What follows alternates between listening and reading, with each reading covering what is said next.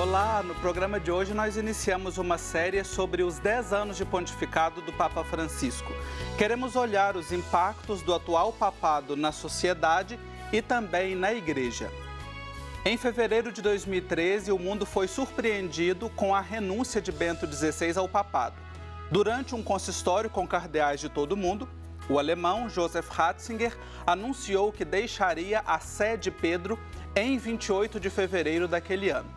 Poucos dias depois, após a realização do conclave, o cardeal argentino Jorge Mário Bergoglio foi escolhido como o novo Papa, tomando para si o nome de Francisco.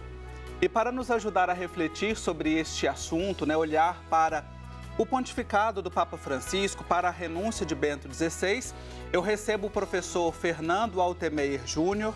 Ele é mestre em Teologia e Ciências da Religião, doutor em Ciências Sociais, é professor assistente, doutor do Departamento de Ciências Sociais da PUC São Paulo e tem um vasto conhecimento eclesial.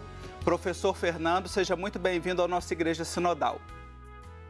Um prazer estar com vocês aí e pelo país inteiro, pelo que parece. Sim. Professor, eu quero começar aqui a nossa conversa trazendo este fato da renúncia de Bento XVI, o Papa Emérito que faleceu em 31 de dezembro de 2022. Era algo impensado para alguns e desconhecido para muitos a renúncia de um Papa, pois a última tinha sido a de Gregório XII há aproximadamente 600 anos, Como é que nós podemos olhar para esta renúncia e qual o impacto deste fato? Há muitas análises em cima deste fato inédito, como você mostrou.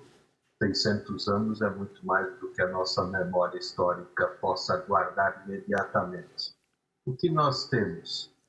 Um joelho bem machucado, uma insônia incurável, uma preocupação de roubo de documentos das pessoas mais chegadas do próprio Papa Bento XVI, ou seja, muitos ingredientes levaram o Papa à renúncia.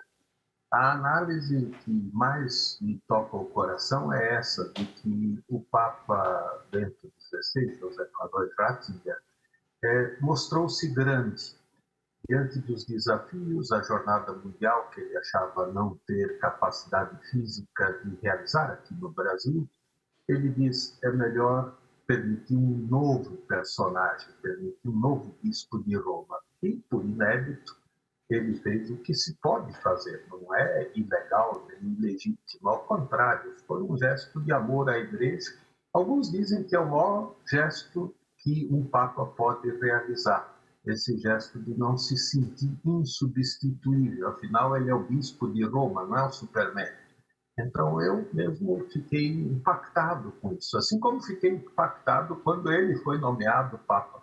Então Ratzinger, de fato, trouxe não só as surpresas do Mozart, ele é um excelente pianista, mas trouxe a surpresa de que o Papa é uma pessoa humana com seus limites e que ama essa Igreja. E certamente surpresa também veio alguns dias depois da renúncia com a eleição de um latino-americano, Nós vínhamos em uma sucessão vários anos com papas italianos, tivemos João Paulo II polonês, Bento XVI alemão e depois um papa argentino.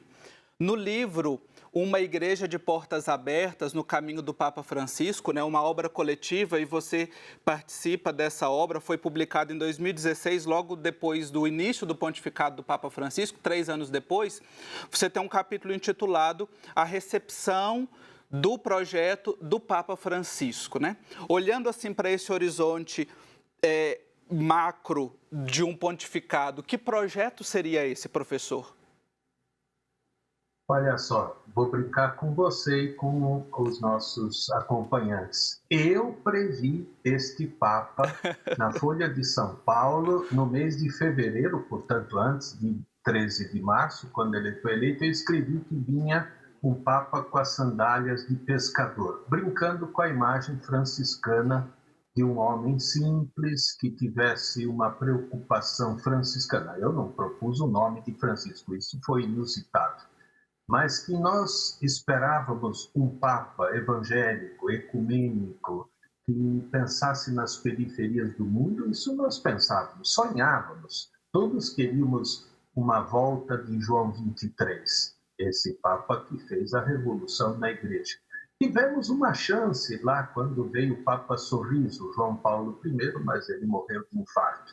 Então, o que nós temos hoje? Um Papa fazendo a reforma da Igreja Católica, em comunhão com as outras igrejas. Essa última viagem agora ao Sudão foi muito importante. Ele foi com o grande líder anglicano e o líder da Igreja da Escócia, mostrando que é possível lutar pela paz no mundo, não sozinhos, mas ecumênicos. Eu acho que isso é uma pedra de toque do Papa, o aspecto de defender sempre os refugiados e os imigrantes, e agora, claro, na luta pelo povo da Ucrânia, dizer basta de guerra. Então, por alguém que esperava um Papa franciscano fazendo uma coisa, Francisco é um multi-homem.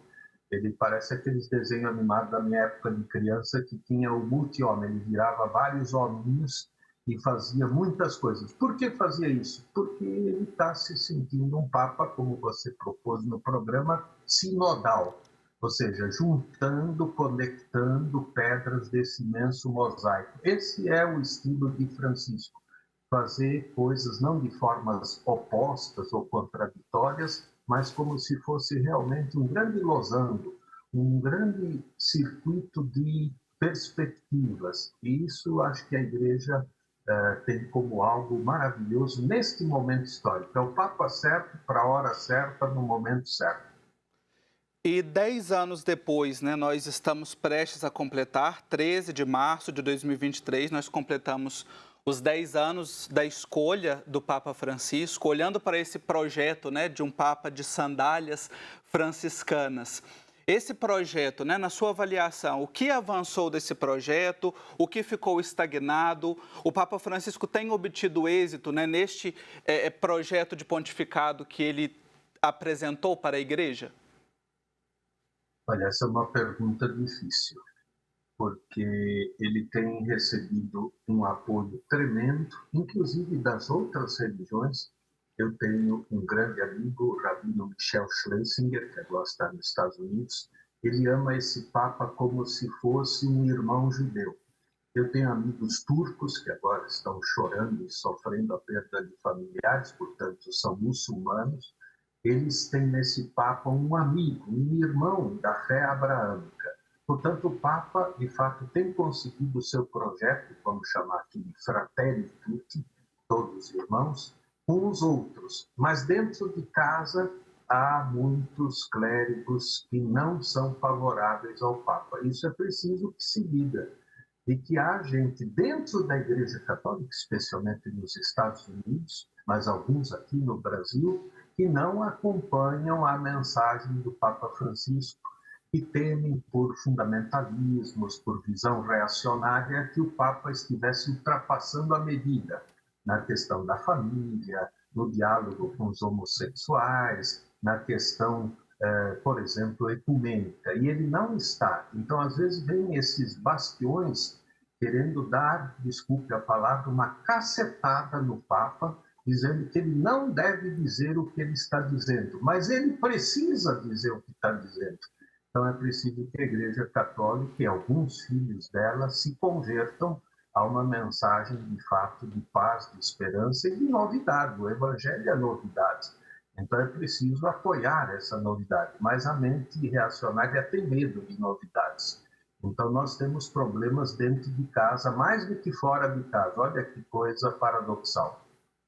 Essa constatação que você traz me parece também, assim, olhando num contexto, né, mais amplo, social, o mundo todo, aqui no Brasil principalmente, também coincide com uma retomada de conservadorismo e muitas vezes de um ultraconservadorismo, né? Isso também está presente nessas reações?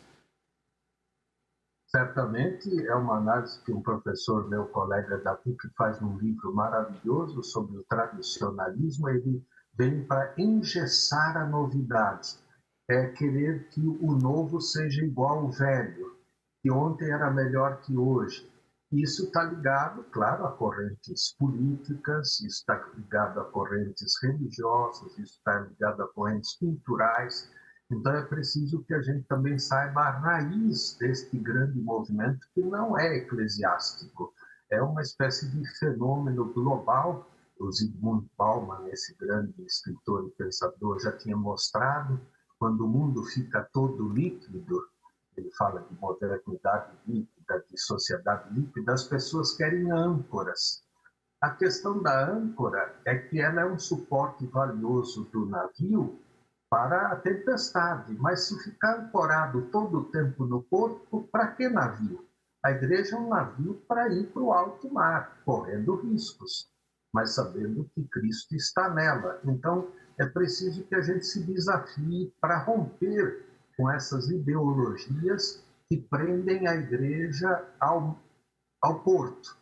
A missão da igreja não é ficar no porto seguro, é sair para dentro do oceano. A igreja é o barco de Cristo que deve chegar ao outro lado do mar. Então, essa é uma metáfora, mas eu acho que ela é importante para essa hora, senão a gente cria castelos e não jardim, como pediu o Papa João XXIII.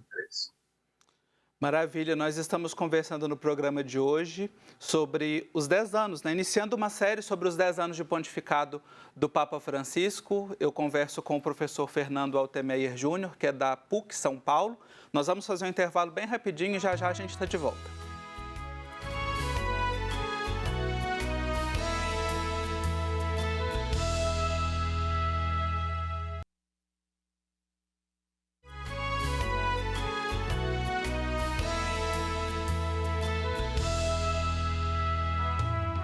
Já estamos de volta com o nosso programa Igreja Sinodal. Obrigado a você que nos acompanha nesta série especial sobre os 10 anos de pontificado do Papa Francisco. A gente tem feito uma olhada, né, para essa trajetória, especialmente para esse contexto, início do pontificado do Papa Francisco. Tivemos a renúncia de Bento XVI, a eleição de Papa Francisco e o projeto que ele apresenta para a Igreja, esse Papa latino-americano, argentino, mas que dá esse tom tão especial para a condução da Igreja de Cristo presente no mundo. E quem nos ajuda nesta compreensão é o professor Fernando Altemeyer Júnior, ele é da PUC São Paulo. Eu quero retomar, professor, a imagem que você trouxe na última pergunta, né, no bloco anterior, que foi essa questão da âncora e do navio. A questão da barca é sempre uma imagem associada à igreja, né? A barca de Pedro, o primeiro Papa. E o Papa Francisco, ele utiliza muitas imagens, né? Nas suas falas, mas também nas suas práticas, né? Como, por exemplo, eu não quero uma igreja fechada em si mesma, eu quero uma igreja em saída, uma igreja como um hospital de campanha. Como é que nós podemos olhar, né, para essas propostas, essas imagens que às vezes podem ser, para muitos pode parecer tão simples, mas que mostra também um jeito bastante prático que o Papa Francisco quer imprimir no catolicismo e no cristianismo hoje? Olha, a metáfora é sempre um desafio. Aliás, você que estudou teologia e os outros aí que nos acompanham, todo mundo nas comunidades, sabe que Jesus era um contador de parábolas, de metáforas, parabolai em grego e mescaline em hebraico. Ou seja, a metáfora é fundamental para compreender a missão de Jesus, o Evangelho, o reino de Deus. E o Papa é, como um estudioso de literatura, um craque nas metáforas. Realmente é impressionante, as homilias dele não cansam, porque elas são movidas a estas comparações. Uma que é fundamental, que às vezes muitos católicos esquecem. O sol é Cristo, não é a igreja. A igreja é a lua que deve resplandecer, espelhar a luz do sol. Às vezes essa troca faz com que algumas pessoas digam coisas que são hoje absurdas. Fora da igreja não tem salvação.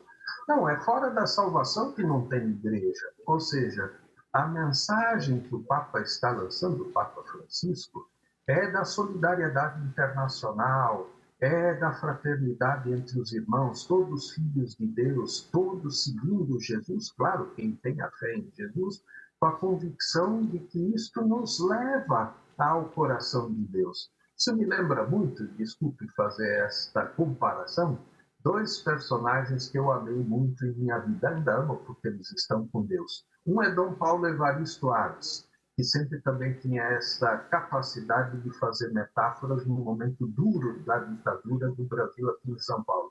E outro, um santo que os mineiros aprenderam a amar profundamente, que é Dom Luciano Mendes de Almeida, meu pai espiritual. Ele também tinha essa capacidade de trazer perto a mensagem de Deus para a vida. Uma das cenas mais lindas da vida de Dom Luciano é quando ele explica o objetivo geral da Conferência do Brasil, da Igreja do Brasil, evangelizar o povo brasileiro, para um grupo de crianças.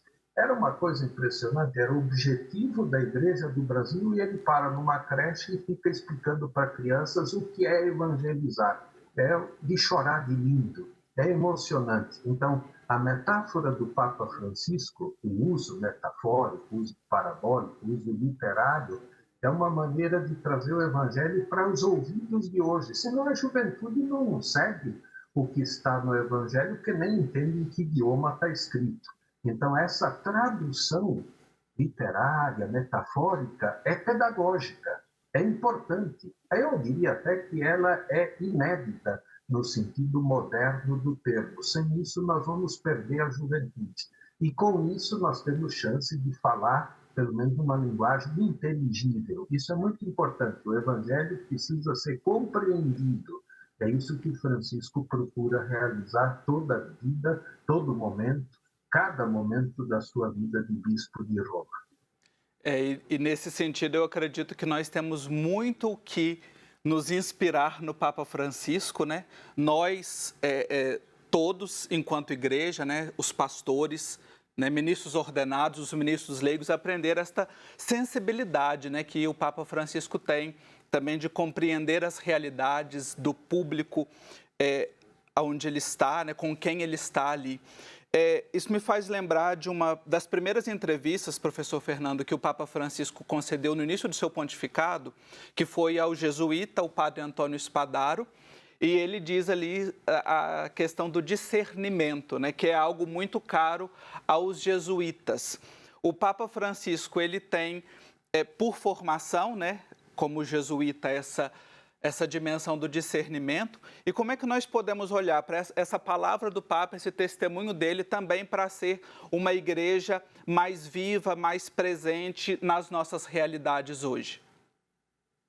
Olha, de novo você vem com pergunta difícil. Essa é bem complicado. Como ter a palavra certa no momento para alguém, por exemplo, agora que está lá segurando a mão da filhinha, vi essa foto, chorei hoje de manhã, ele segurando a mão da filha que está embaixo dos escombros. Como falar de um Deus que ama? Às vezes não parece uma maldição para o povo turco, sírio, que é profundamente religioso, depois de tantas guerras?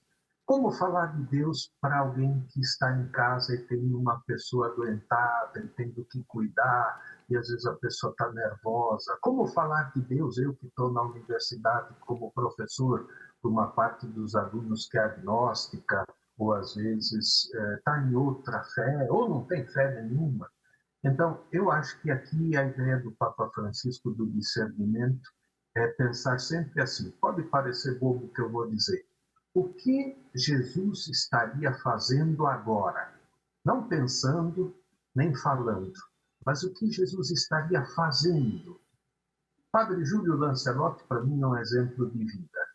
Quando deu a pandemia, todo mundo se escondeu, eu também, eu peguei o vírus, quase morri, e ele foi para a rua cuidar dos moradores de rua, correndo o risco de morrer. Ele não é jovem, já tem 70 e poucos anos. Esse foi o discernimento que ele realizou, discernimento que outros fizeram de outra maneira, ou seja, todo mundo não precisa ser fotocópia e fazer igual, mas precisa dizer o que eu faço como seguidor de Jesus, que Jesus estaria fazendo.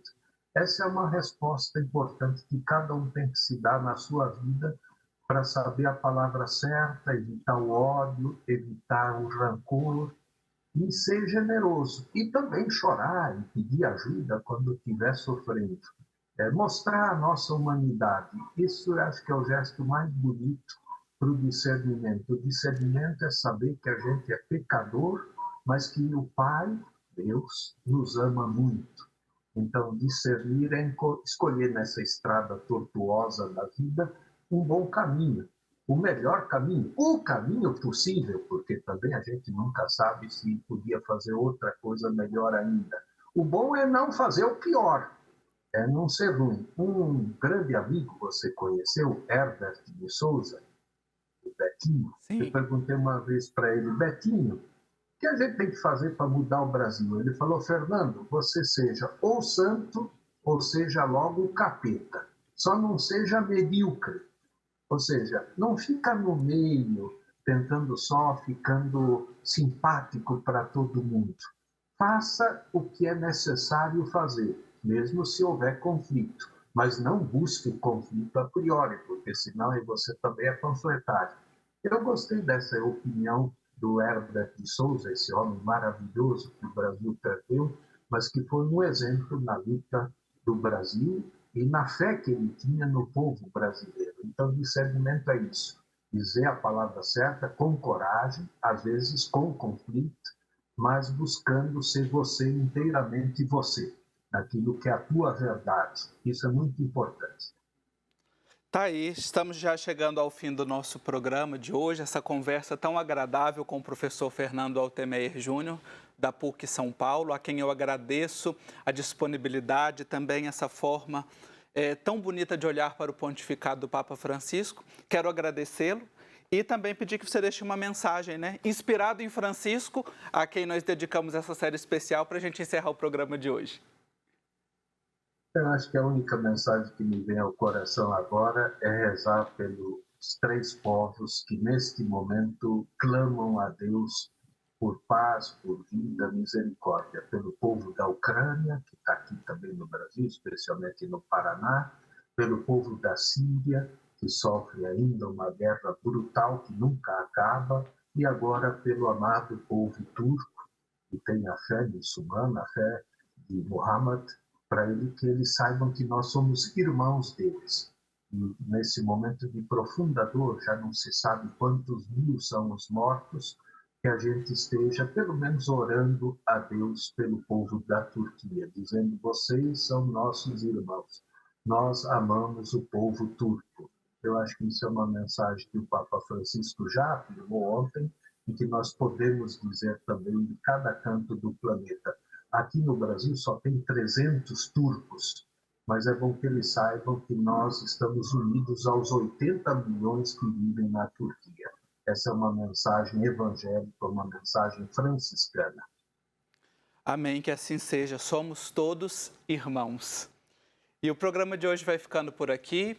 Você que nos acompanha pode conferir todos os nossos programas no YouTube, viu? Procure @Igreja Sinodal, reveja e compartilhe. Um abraço para você e até a próxima semana. Nós vamos continuar celebrando os 10 anos de pontificado do Papa Francisco. Até lá!